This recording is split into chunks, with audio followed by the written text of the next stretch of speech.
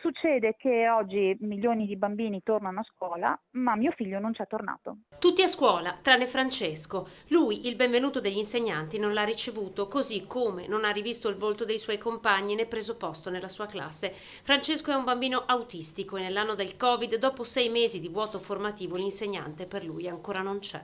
Mi hanno detto, signore, lei lo può anche portare, però dopo se lo deve riportare a casa, perché noi non abbiamo nessuno da affiancargli.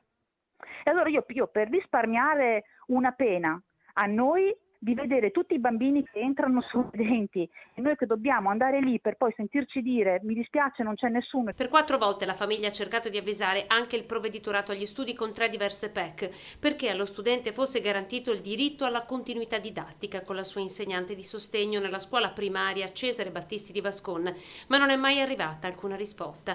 Il dirigente scolastico dal canto suo ha detto di non avere il potere di assumere nessuno.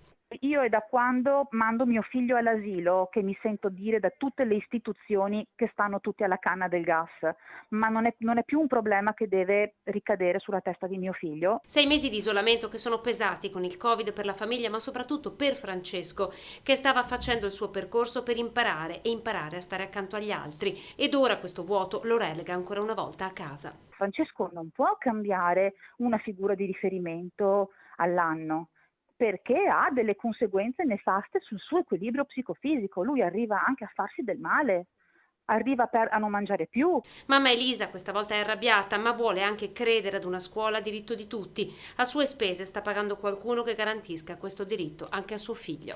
E adesso si dimostra ancora una volta che gli ultimi restano gli ultimi.